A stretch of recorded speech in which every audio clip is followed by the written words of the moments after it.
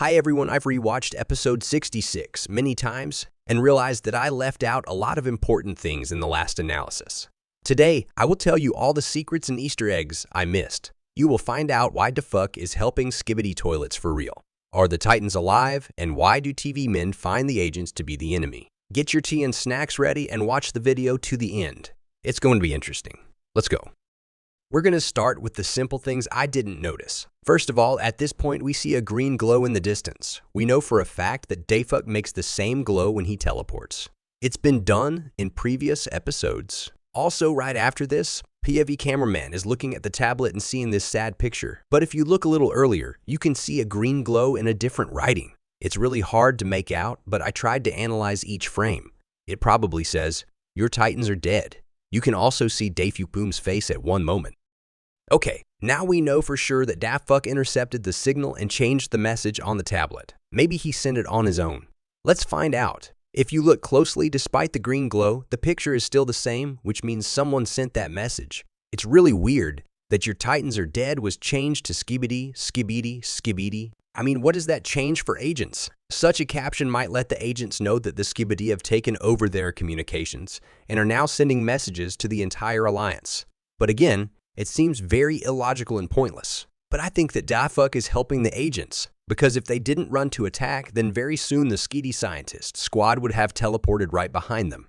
It turns out that Dafuq saved the agents and helped them capture the Skibidi base for a while. Also note that at the end of episode 65, all the Skibidi started running or flying away, and the scientist teleported away.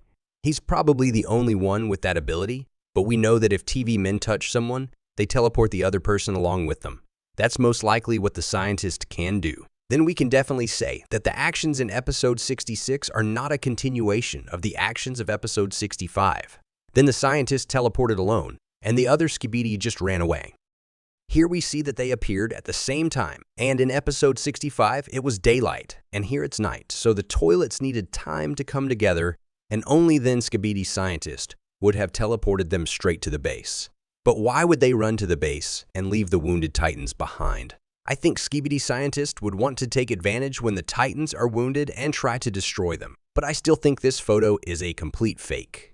It was sent by Dafuq to make the agents go on the attack. First of all, Titan Speaker looked almost unhurt in episode 65. Second, there is a G-Man in the photo, but we only see the scientist amongst the black smoke. For some reason, G-Man didn't fly to the base. I think the real G-Man and maybe his other clones were not in the scientist squad, so they are somewhere else, and only G-Man, the imposter, was with Skibidi scientist, and he was destroyed by the Titans.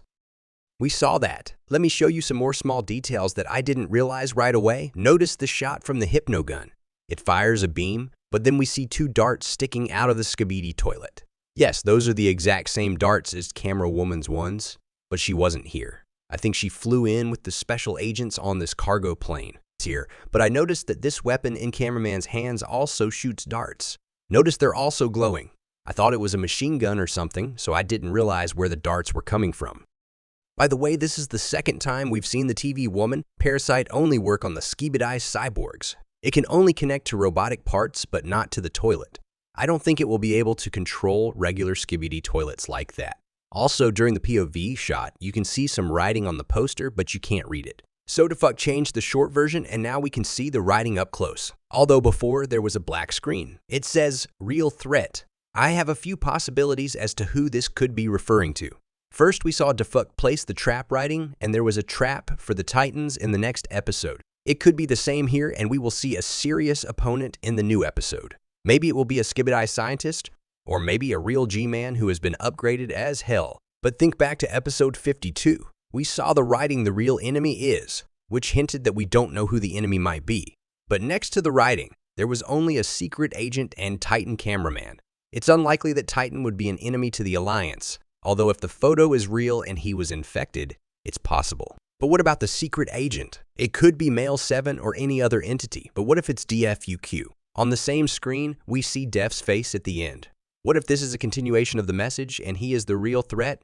Also, below the writing, there is some kind of circle or pointer. I can't figure it out, but right under that message, a big TV man appears with a container. Yes, it all looks like he wants to help, but should we believe it? Dafuq also seems to want to help the agents, but there's one detail that made me think differently. It's this Skibidi Strider guy. He was with the others in episode 65, but here he appears on the base. That said, I don't think he could have gotten here any faster than the scientist who teleported the rest of the squad. It turns out that the scientist could have gotten back to the base earlier because this Strider from his squad was already here. He was just waiting for some reason, so the scientist could have attacked the agents from behind and destroyed them, but he didn't do it and waited. So Dafuq had the agents attack the base, so they'd be trapped in there. Now, when they're inside, they're surrounded by a squad of scientists, and there's nothing for them to do. But then TV Men shows up just like by accident and rescues them. Yeah, I'm pretty sure Dafuq did something to make the agents run to attack. See how weird their heads are shaking, like they're being controlled, or like someone turned on rage and berserk mode? That's the name of the first part of the shorts video, by the way. I don't understand why they dropped the weapon. It could have helped them capture the base. That makes them even more helpless. At this point, I think Dafuq planned that too to lure them in. Also, this rocket launcher helicopter that was infected by TV Woman is also from the scientist squad, I think. But it too was here before the squad teleported out, and these helicopters must have known the scientist was coming back. Otherwise, why would they need headphones? Okay, now the cameraman has a backpack with ammo for a rocket launcher. Meanwhile, I don't see anyone with a backpack among these guys. By the way, in the short version of the episode, we don't see the green glow and the secret writing on the tablet. Okay, now let's talk about TV Men in their base. There are some details I didn't notice. For example, there's some circle thing above the scientist's head. Maybe it's an antenna. Many of you wrote in the comments that you didn't understand why he's a S. I'll try to explain it in more detail. He is not just a TV on his name tag, but a TV woman's head. Compare the regular TV man's head to hers. She's got an antenna in this panel on the side, and the others don't. I noticed this back in the analysis of episode 49, and then I thought she is the leader because she has the oldest TV. But it's important to notice that some of the TV guy's lines have changed. This guy used to say this remains confidential in the regular version. This remains confidential, but now his phrase has changed. Maybe he also says this remains survives. Dafuq sends a fake message to the agents and gets them to drop their weapons and run into battle. A squad of scientists is waiting somewhere nearby to attack them from behind. The agents end up trapped, but then the TV men show up to rescue them. But if the TV men are traitors, the trap continues and all the main agents are trapped in a place they won't get out of. Also, note that TV Man didn't just tell Plunger to leave, he turned on his glow. If suddenly the TV men become the enemy and try to destroy the main agents, the Alliance is doomed to defeat. But wait, there's still Simp, Plunger, and the cyborg scientist. Maybe they can do something to save them.